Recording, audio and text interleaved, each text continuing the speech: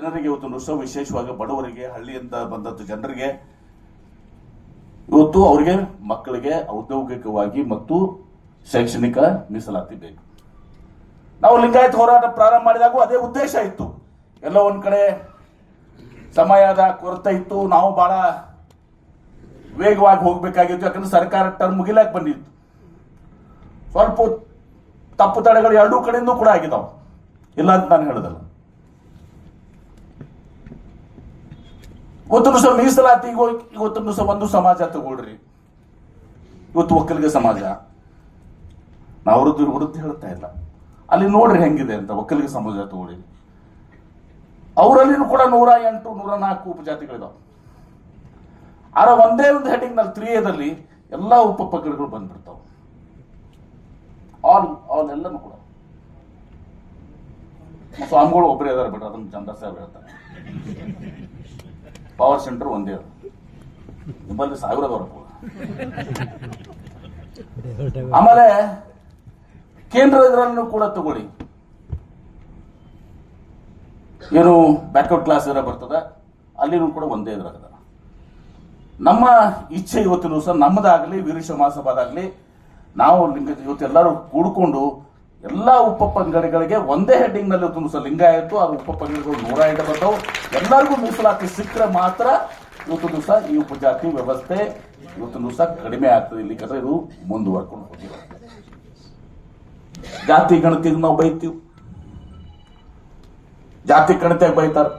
ನನಗೊಮ್ಮೆ ಮಾತನಾಡುವಾಗ ಅಲ್ಲಿರುವಂತ ಒಬ್ಬ ಮುಖ್ಯಸ್ಥರು ಹೇಳಿದ್ರು ನನಗೆ, ನಮ್ದು ಲಿಂಗಾಯತ 1 ಕೋಟಿ ಮ್ಯಾಲ ಅದ, ಎಷ್ಟದ್ರಿ ಜಂಪ್ 2 ಕೋಟಿನೂ 30 ಇರ್ಲಿಲ್ಲ, ಏನಿರಲಿ 2 ಕೋಟಿ 3 ಕೋಟಿ ಏನೇ ಇರ್ಲಿಲ್ಲ. ಆದ್ರೆ ಅವ್ರು ಏನ್ ಮಾಡ್ತಾರ, ಇವತ್ತು ಸಹ ಜಾತಿ ಗಣತಿ ಮಾಡಕ್ ಹೋದಾಗ ಏನು ವಿಚಾರ ಮಾಡ್ತಾರ, ಹೋಗಿ ಕೇಳ್ತಾರ ಒಬ್ಬ ವ್ಯಕ್ತಿ ಯಾರು ನಮ್ಮ ಪಣಜಿಗೆರ ಅವ್ರಿ ಅಂತಾರ. ನಾವು ಸಾಗರ ಅಂತೀವಿ, ನಾವು ಕುಡುವಕಲಿಗರು, ನಾವು ಗಾಣಿಗರು. ಅಲ್ಲಿ ಯಾರೂ ಲಿಂಗಾಯತ ಬರ್ಸಿಲ್ಲ, ವೀರಶೈವ ಲಿಂಗಾಯತ ಬರ್ಸಿಲ್ಲ, ವೀರಶೈವಂತನೂ ಬರ್ಸಿಲ್ಲ, ಲಿಂಗಾಯತ ವೀರಶೈವಂತೂ ಬರ್ಸಿಲ್ಲ. ಯಾವುದೇ ತಗೊಂಡ್ರೆ ಕಾಂಬಿನೇಷನ್ದಾಗ ಮತ್ತೆ ನಿಮ್ಮನ್ನು ನೀವು ಬರ್ಸೇ ಇಲ್ಲಮ್ಮ, ನಿಮ್ಗೆ ಕೌಂಟ್ ಹೆಂಗ್ ಮಾಡ್ತೀವಿ, ಲೆಕ್ಕಕ್ಕೆ ಬರಂಗಿಲ್ಲ ನೀವು. ಮತ್ತೆ 2 ಕೋಟಿ ಹೋಗಿ 65 ಲಕ್ಷಕ್ಕೆ ಬಂದದ ಮಾಧ್ಯಮದಾಗ, ಸತ್ಯ ಗೊತ್ತಿಲ್ಲ, ನಾವು ನೋಡಿಲ್ಲ ರಿಪೋರ್ಟ್ಸ್. ಬರ್ಲಾರ್ದ ಏನ್ ಮಾಡ್ತಾವ. ಆಮೇಲೆ ಬಹಳ ಸಲ ಹೇಳ್ತಾರು, ನಮ್ಮ ಮನೆಯೂ ಕೂಡ ವೇದಿಕೆದಾಗ ಹೇಳಿದೆ, ಮತ್ತೊಮ್ಮೆ ಇದು ಆಗ್ಬೇಕಂತ ಏನಂದ್ರೆ ಜಾತಿಗಳು, ಮತ್ತೊಮ್ಮೆ ಜಾತಿಗಳು ಬೇರೆ ಆಗ್ತದ, ಮತ್ತು ಇದೇ ಆಗುತ್ತೆ. ಅವ್ರು ಯಾರು ಕೂಡ ಮೀಸಲಾತಿ ಬಿಟ್ಕೊಡಕ್ ತಯಾರಿಲ್ಲ. ಮತ್ತೊಮ್ಮೆ ಜಾತಿ ಗಣತಿ ಆದ್ರೂ ಇದನ್ನೇ ಬರ್ಸ್ತಾರೆ. ಪರ್ಯಾಯ ಏನು? ನಮ್ಮ ಒತ್ತಾಯ, ನಮ್ಮ ನಿಲುವು ವೀರಶೈವ ಮಹಾಸಭಾ ಆಗಲಿ, ಜಾಗತಿಕ ಎಲ್ಲ ಒಕ್ಕೂಟಗಳ ಪರಪೂಜರು ನಮ್ಮನ್ನ ಒಂದೇ ಇದರಲ್ಲಿ ಸೂರಿನಲ್ಲಿ ತರಬೇಕು.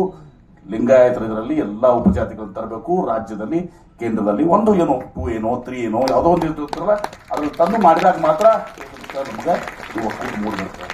ನಾವು ಬಹಳ ಪ್ರಾಕ್ಟಿಕಲ್ ಆಗಿ ಹೇಳ್ತೇನೆ. ಸುಮ್ಮನೆ ಇನ್ನೊಮ್ಮೆ ಜಾತಿ ಗಣತಿ ಆಗಬೇಕು, ಸರಿಯಾಗಿಲ್ಲ, ಮನೆಗೆ ಬಂದಿಲ್ಲ, ಹೋಗಿಲ್ಲ, ಬಂದ್ರು ಇನ್ನೊಮ್ಮೆ ಬಂದ್ರು 1% ಕಡಿಮೆ ಆಗ್ತದೆ, 1 ಲಕ್ಷ ಕಡಿಮೆ ಆಗ್ತೈತಿ. ನಟ್ ಜಾಗೃತಿ ತಗೊಂಡು ನಟ್ ಕಡಿಮೆ ಬರ್ಸ್ತಾರೆ. ಹೀಗಾಗಿ ನಾವು ಈ ಸಂದರ್ಭದಲ್ಲಿ ಈ ವಚನ ದರ್ಶನ ಇವತ್ತು ಸಹ ತಾವೇನಿದು ಮಾಡಿದರೆ ನಮ್ಮ ಅಸ್ಮಿತೆಗೆ ಧಕ್ಕೆ ಬಂದ. ಯಾಕಂದ್ರೆ ವಚನಗಳು ಇವತ್ತು ಸಹ ನಮ್ಮ ಅಸ್ಮಿತೆ. ಅದು ಆಡು ಭಾಷೆಯಲ್ಲಿ ಅಂದು 12ನೇ ಶತಮಾನದಲ್ಲಿ 800 ವರ್ಷಕ್ಕೂ ಮುಂಚೆ ಎಲ್ಲಾ ಶರಣರು ರಚಿಸಿದಂತ ಮತ್ತು ಕನ್ನಡದ ವಚನಗಳು ಆಡು ಭಾಷೆಯಲ್ಲಿ